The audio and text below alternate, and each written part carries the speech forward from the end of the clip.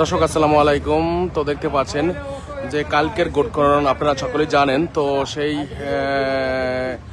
লক্ষ্যে আসলে দেখতে পাচ্ছেন সকল প্রশাসন ব্যাপক নিরাপত্তার মধ্য দিয়ে প্রতিটি ভোট কেন্দ্রে ব্যালট পেপার পাঠানো হচ্ছে, সেই প্রস্তুতি বা সেই কার্যক্রম চলছে। দেখতে পাচ্ছেন এখানে যে ব্যালট বক্স এবং ব্যালট পেপার সর্বোচ্চ নিরাপত্তার মধ্য দিয়ে কিন্তু প্রতিটি ভোট কেন্দ্রে পাঠানো হচ্ছে। এখান থেকে কিন্তু পাথরঘাটা যে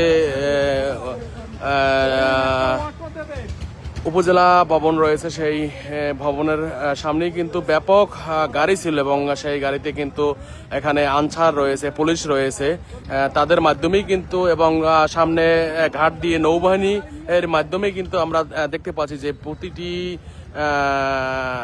ভোট কেন্দ্রে সেই যে ব্যালট এবং সেই যে ব্যালট বক্স সেগুলো পাঠানো হচ্ছে। আমরা যুক্ত রয়েছি পাথরঘাটার যে উপজেলা পরিষদ, সেই ভবনের নিচেই কিন্তু এই যে ব্যালটগুলো আসলে এখান থেকেই আসলে একের পর এক ব্যালট বক্স পাঠানো হচ্ছে বিভিন্ন ভোট কেন্দ্রে।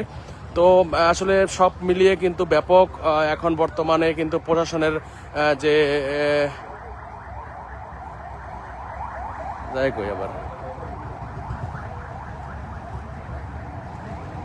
তো ব্যাপক আসলে নিরাপত্তা দিয়ে যাচ্ছেন প্রশাসন। তো আমরা দেখতে পাচ্ছি এবং যে বিচ্ছিন্ন ঘটনা কিছুক্ষণ পর পর কিন্তু যে হামলার ঘটনা সেগুলোও কিন্তু হতে দেখা যাচ্ছে কিছুক্ষণ পরপরই, এবং সেটি চলমান রয়েছে এবং পাল্টাপাল্টি অভিযোগ দেখতে পেয়েছি। সকালে আমরা দেখেছি যে জামাত কর্মীদের উপর হামলা, এরপরই দেখলাম আবার বিএমপি কর্মীদের উপর হামলা।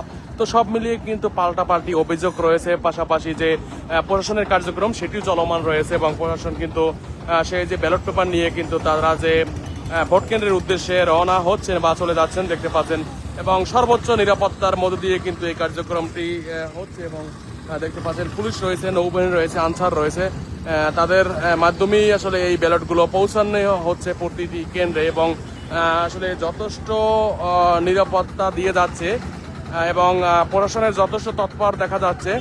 এবং কালকের ভোট গ্রহণ হবে আপনারা সকলেই জানেন 12 ফেব্রুয়ারি।